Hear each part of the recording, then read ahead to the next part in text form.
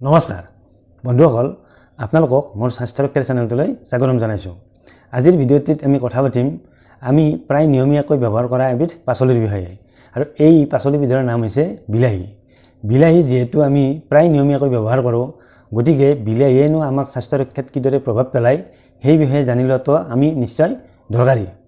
গতিকে আজিৰ ভিডিঅ'টিত বিলাহীয়ে আমাক স্বাস্থ্য ৰক্ষাত কিদৰে সহায় কৰে সেই বিষয়ে আজি জানি লোৱা হওক। এইখিনিতে আপোনালোকৰ প্ৰতি এটি অনুৰোধ, যদিহে মোৰ ভিডিঅ'টো চাই ভাল পাইছে তেনেহ'লে ভিডিঅ'টিত লাইক এটা কৰিব। লগতে ভিডিঅ'টি আপোনালোকৰ লগ বন্ধুৰ মাজত শ্বেয়াৰ কৰিবলৈও আপোনালোকক অনুৰোধ জনালোঁ। লগতে মোৰ স্বাস্থ্য ৰক্ষা সম্পৰ্কীয় ভিডিঅ'বোৰ নিয়মিতভাৱে পাই থাকিবলৈ আপোনালোকক মোৰ চেনেলটো ছাবস্ক্ৰাইব কৰি থ'বলৈও অনুৰোধ জনালোঁ। বিলাহীৰ প্ৰথমটো স্বাস্থ্য উপকাৰিতা হৈছে বিলাহীত লাইকোপিন নামৰ এবিধ উপাদান থাকে। আৰু এই লাইকোপিন নামৰ উপাদান যথেষ্ট পৰিমাণে থাকে বাবে বিলাহীৰ ৰং ৰঙা। এই লাইকোপিনে সাধাৰণতে আমাৰ সূৰ্যৰ ৰশ্মিৰ পৰা ওলোৱা আল্ট্ৰাভায়োলেট ৰশ্মিৰ পৰা আমাক ৰক্ষা কৰে। সাধাৰণতে যেতিয়া দুপৰীয়াৰ সময়ত বা প্ৰখৰ ৰ'দৰ সময়ত সূৰ্যৰ পোহৰত যেতিয়া আল্ট্ৰাভায়োলেট ৰশ্মিৰ পৰিমাণ বাঢ়ি যায়, তেতিয়া সেই আল্ট্ৰাভায়োলেট ৰশ্মি আমাৰ গাৰ ছালত পৰিলে বা শৰীৰত পৰিলে শৰীৰৰ কোষবোৰৰ ক্ষতি কৰে। আৰু এই ক্ষতিৰ পৰিমাণ কমিবলৈ আমি ছাতি ব্যৱহাৰ কৰোঁ বা ছানস্ক্ৰীন ব্যৱহাৰ কৰোঁ। কিন্তু লাইকোপিনে আমাৰ শৰীৰৰ কোষবোৰত পুষ্টি প্ৰদান কৰি আমাক আল্ট্ৰাভায়োলেট ৰশ্মিৰ পৰা ৰক্ষা কৰে। বিলাহীৰ দ্বিতীয় স্বাস্থ্য উপকাৰিতাটো হৈছে বিলাহীত থকা লাইকোপিনে আমাৰ শৰীৰত কেঞ্চাৰ চেল গঠনত বাধা দিয়ে। লাইকোপিনৰ উপৰিও বিলাহীত এণ্টিঅক্সিডেণ্ট থাকে। এই এণ্টিঅক্সিডেণ্টসমূহে আমাৰ অক্সিডেটিভ টেষ্টৰ বাবে সৃষ্টি হোৱা বিভিন্ন ফ্ৰী ৰেডিকেলক ধ্বংস কৰে। আৰু ফ্ৰী ৰেডিকেলক ধ্বংস কৰাৰ বাবে আমাৰ শৰীৰত বিভিন্ন ধৰণৰ কেঞ্চাৰৰ সম্ভাৱনা কমি যায়। লগতে আমাৰ জীৱনশৈলীজনিত ৰোগবোৰৰ সম্ভাৱনাও কমি যায়। আচলতে ফ্ৰী ৰেডিকেলসমূহে আমাৰ কোষবোৰৰ ক্ষতি কৰে। আৰু কোষবোৰৰ ক্ষতি কৰাৰ ফলতে আমাৰ শৰীৰত কেঞ্চাৰৰ সম্ভাৱনা আহি পৰে বা জীৱনশৈলীজনিত ৰোগৰ সম্ভাৱনা আহি পৰে। কিন্তু লাইকোপিন বা এণ্টিঅক্সিডেণ্টে ফ্ৰী ৰেডিকেলসমূহক ধ্বংস কৰি আমাক কেঞ্চাৰ বা জীৱনশৈলীজনিত ৰোগৰ পৰা আমাক বচাই ৰাখে। বিলাহীৰ ৩ নম্বৰ স্বাস্থ্য উপকাৰিতাটো হৈছে বিলাহীয়ে আমাৰ হাৰ্টৰ সুস্বাস্থ্য ৰক্ষা কৰে।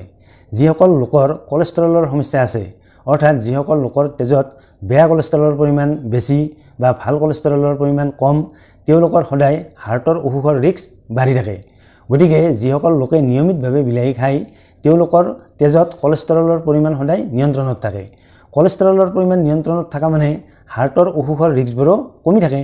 গতিকে বিলাহীয়ে আমাক হাৰ্টৰ স্বাস্থ্যও ৰক্ষা কৰি থাকে। আমাৰ চকুৰ সুস্বাস্থ্য ৰক্ষাৰ বাবে বিলাহী এবিধ অতি উত্তম খাদ্য। বিলাহীত লুটেইন নামৰ এবিধ উপাদান থাকে।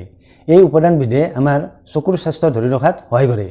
আজিকালিৰ বেছিভাগ মানুহে যিহেতু টিভি চোৱা বা মোবাইল চোৱাৰ নামতে ব্যস্ত হৈ থাকে, আৰু টিভিৰ পৰা বা মোবাইলৰ পৰা ব্লু ৰে'ৰ ওলায়, আৰু ব্লু ৰে'ৰ পৰা আমাৰ চকুৰ যথেষ্ট ক্ষতি হয়। কিন্তু এই লুটেইনে আমাৰ এই ব্লু ৰে'ৰ পৰা চকু ক্ষতি হোৱাৰ পৰা আমাক বচাই ৰাখে। গতিকে বিলাহীত থকা এই লুটেইনে আমাক চকুৰ সুস্বাস্থ্য ধৰি ৰখাত সহায় কৰে।